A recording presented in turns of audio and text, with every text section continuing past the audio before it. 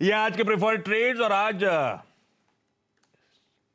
क्या कर रहे हैं सुबह सुबह, क्या हो गया? सुमित स्क्रीन्स पर है। नहीं होता, मैं रोज सुबह हूँ, आज नीचे स्टूडियो में भी आया हूँ।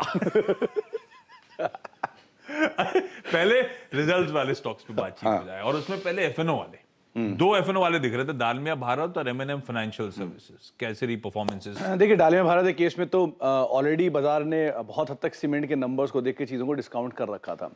तो नंबर्स जो आए हैं उसमें भी जो आंकड़े हैं उसके लिहाज से 2971 करोड़ रुपए का एक रेवेन्यू का नंबर है, जो कि अनुमान से बेटर साइड पे आप मान के चल सकते हैं। 15% की बढ़त है।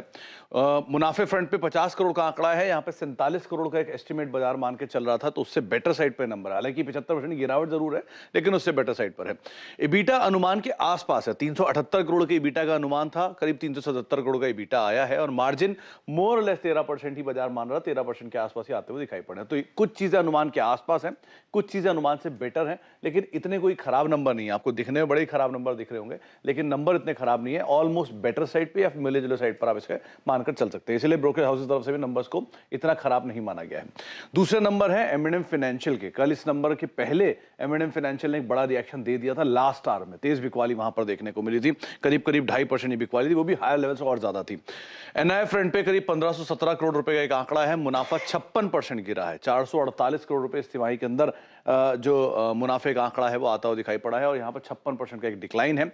ग्रॉस एनपीए करीब करीब 8% से घट के 6.5% के आसपास आए हैं, और नेट एनपीए 3.5% से घटकर 3% के आसपास तिमाही के अंदर आते हुए दिखाई पड़े हैं। Between the line commentary crucial है, लेकिन ब्रोकरेज हाउसेस भी यहाँ पर मिले जुले से ही, उनको भी ज्यादा क्लियर नहीं है। तो इसलिए नंबर्स को आप ये मान के चलिए कुछ हद तक तो वीक है ही, लेकिन जो बाजार है उसने कितना रिएक्ट कर लिया है ये कहना मुश्किल कल आईसी के नंबर्स को देखकर। सुमित के पास वापस आते हैं, लेकिन एमएनएम फाइनेंशियल के साथ मैंने एक चीज़ नोटिस की है आशीष, जब भी खराब नंबर आते हैं और स्टॉक गिरता है उसके बाद जबरदस्त बाइंग आती है इसमें। कोई ना कोई रीज़न है। आप इसका ना एक चार्ट देखिए, अभी रिसेंटली इसमें वो जो डेवलपमेंट हुई थी, वो अनफॉर्चुनेट डेवलपमेंट, जब वो लोन रिकवरी में वो जो डेथ हो गई थी, उसके बाद उन्होंने एक अनाउंसमेंट किया था कि अब हम थर्ड पार्टी को नहीं यूज़ करेंगे। वो जो उसके बाद डिक्लाइन आई थी, देखिए वो ज़बरदस्त जो डिक्लाइन आई थी, उसके बाद देखिए स्टॉक में क्या वापस ज़बरदस्त तेज़ी आई थी। और ये एक इसका हमेशा एक पैटर्न रहा है, 170 180 के करीब अगर आपको मिलता है ये, तो प्राइस टू बुक वैल्यू इसकी, मतलब एसेट क्वालिटी में काफ़ी प्रॉब्लम्स हैं, लेकिन शायद महिंद्रा ग्रुप का एक इसको एडवांटेज मिलता है या कुछ भी मिलता है, लोअर लेवल पर हर बार बाइंग आ जाती है इसमें। अगर यही स्टॉक किसी और ग्रुप से बिलोंग करता तो 200 पे नहीं ट्रेड कर रहा होता, ये 100 रुपये के नीचे ट्रेड कर रहा होता। महिंद्रा का एक कुछ ब्रांड नेम है जिसकी वजह से इसको, वरना जिस तरीके की इसकी एसेट क्वालिटी है और जिस तरीके के नंबर्स ये देता है, ये स्टॉक 200 पे नहीं होना चाहिए था, लेकिन कोई रीज़न है। और वही मैं बोल रहा हूँ, हर बार ये देखिए मार्केट इसको पनिश करता है नंबर्स के बाद, लेकिन हर बार कोई आगे बाय कर लेता है और स्टॉक ऊपर आ जाता है। नहीं, ये सच, हर बार। और नंबर से बात करो, मैनेजमेंट अगले क्वार्टर की होप जगा लेता है। एग्जैक्टली, कि वर्स्ट इज ओवर, और फिर दिक्कत आ जाती है। भाई अवस्थी साहब, आप लोग एक्यूमुलेट करते हो महिंद्रा एनबीएफसीज में, एमएनएम फाइनेंशियल सर्विसेज है रडार पे या नहीं? रडार पे है। और एक्चुअली जो पॉइंट आप लोग बोल रहे हो एकदम वैलिड है कि कुछ ना कुछ निगेटिव इसमें आता ही रहता है, कोविड के टाइम, उसके पहले भी।